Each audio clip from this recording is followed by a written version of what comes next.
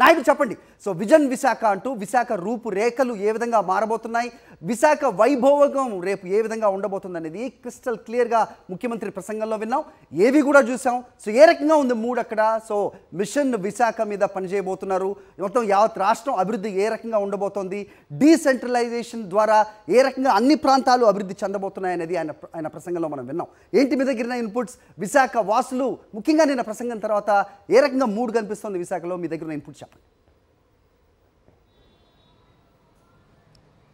అది CM YS Jaganmohan Reddy vision Visakha పేరుతో విడుదల చేసిన డాక్యుమెంట్పై సర్వత్రా హర్షాతిరేకాలు వ్యక్తమవుతున్నాయి. సీఎం వైఎస్ జగన్మోహన్ రెడ్డి విశాఖను అభివృద్ధిని దృష్టిలో పెట్టుకొని ఈ విజన్ విశాఖ డాక్యుమెంట్ని విడుదల చేసిన అభిప్రాయాన్ని అయితే సర్వత్రా వ్యక్తం చేస్తున్నారు. విజన్ విశాఖ అనేది రానున్న రోజుల్లో విశాఖ రూపురేఖలు పూర్తిగా మారిపోతాయి. రానున్న రోజుల్లో విశాఖ ఒక గ్రోత్ ఇంజిన్గా మారుతుంది. సీఎం వైఎస్ జగన్మోహన్ రెడ్డి విశాఖ అభివృద్ధికి సంబంధించి 5 లక్షల కోట్ల రూపాయలను లక్ష కోట్ల రూపాయలను ఖర్చు చేయడానికి కూడా ఒక ప్రణాళికలను రానున్న 5 రోజుల్లో సిద్ధం చేశారు. కాబట్టి రానున్న రోజుల్లో విశాఖ తాలూకా రూపురేఖలు పూర్తిగా మారిపోతాయి. రానున్న 10 సంవత్సరాల్లో కూడా విశాఖపట్నం ఒక చెన్నై, హైదరాబాద్, బెంగళూరుకి ధీటుగా ఎదుగుతుందనే అభిప్రాయాన్ని అయితే వ్యక్తం చేస్తున్నారు. అలాగే సీఎం వైఎస్ జగన్మోహన్ రెడ్డి కూడా మాట్లాడుతూ విశాఖను ఒక గ్రోత్ ఇంజిన్ లాగా తయారు చేసుకోవాల్సిన బాధ్యత ఎంతైనా మనకు ఉందని, ఎందుకంటే రాష్ట్ర విభజన తర్వాత కీలకమైన రాష్ట్రానికి ఆదాయం వచ్చే హైదరాబాద్ను మనం తెలంగాణకు కోల్పోయాం. కాబట్టి అన్ని విధాలుగా అభివృద్ధి చెందుతున్న విశాఖను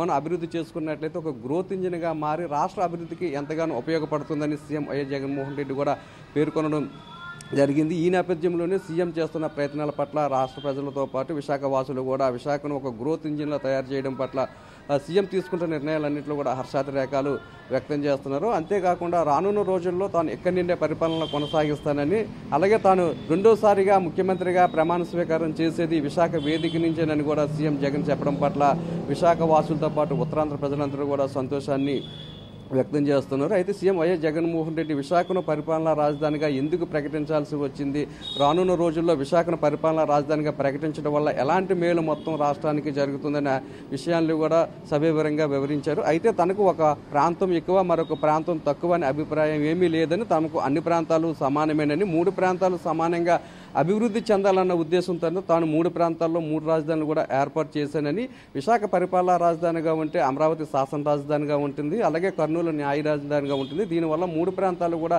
సమానంగా అభివృద్ధి చెందుతాయని, విశాఖను పరిపాలనా రాజధానిగా చేయడం వల్ల రాష్ట్రం మొత్తం అభివృద్ధి చెందుతున్న అభిప్రాయాన్ని కూడా సీఎం వైఎస్ జగన్మోహన్ రెడ్డి వ్యక్తం చేయడం జరిగింది. తనకు అన్ని ప్రాంతాలు సమానంగా ఉండాలన్న ఉద్దేశంతోనే 3 రాజధానులు ఏర్పాటు చేశానే తప్ప తనకు ఏమైనా స్వార్థం ఉన్నట్లయితే కడపనే రాజధానిగా చేసుకునేవాడిని, తనకు ఎటువంటి స్వార్థం కూడా లేదని, విభజన వల్ల రాష్ట్రం పూర్తిగా ఆర్థిక ఇబ్బందుల్లో ఉంది, ఆర్థిక ఇబ్బందుల్లో ఉన్న రాష్ట్రాన్ని పైకి తీసుకురావాలి అంటే ఎంతో అభివృద్ధి చెందుతున్న విశాఖను పరిపాలనా రాజధానిగా చేసుకున్నట్లయితే రాష్ట్రం మరింత అభివృద్ధి చెందుతుందనే అభిప్రాయాన్ని వ్యక్తం చేశారు. అలాగే రానున్న రోజుల్లో విశాఖలో ఒక ఐకానిక్ సచివాలయంతో పాటు అంతర్జాతీయ స్టేడియాన్ని, అలాగే ఐకానిక్ కన్వెన్షన్ సెంటర్ను కూడా ఏర్పాటు చేస్తామని, తాము తీసుకునే చర్యలన్నీ కూడా విశాఖ నగర అభివృద్ధికి ఎంతగానో దోహదపడుతుందని, ప్రపంచ పట్టణంలో విశాఖను మరింత ముందుకు తీసుకెళ్లేందుకు ఎంతగానో దోహదపడుతుందనే అభిప్రాయాన్ని అయితే సీఎం వైఎస్ జగన్మోహన్ రెడ్డి వ్యక్తం చేసే పరిస్థితి అయితే మనకి కనిపిస్తుంది. హరి.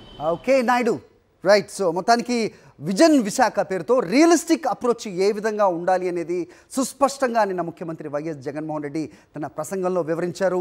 సో ఒక ఐకానిక్ బిల్డింగ్ సచివాలయం, అలాగే డేటా సెంటర్ ఏ రకంగా వచ్చింది, ఒక బెటర్ శాలరీస్ తోటి ఎంప్లాయీస్ ఏ విధంగా ఇక ముందు వైజాగ్ని ఎంచుకోబోతున్నారు, ఇవన్నీ కూడా క్రిస్టల్ క్లియర్గా ఆయన ఎక్స్ప్లెయిన్ చేయడం కూడా మనం చూసాం. ఇక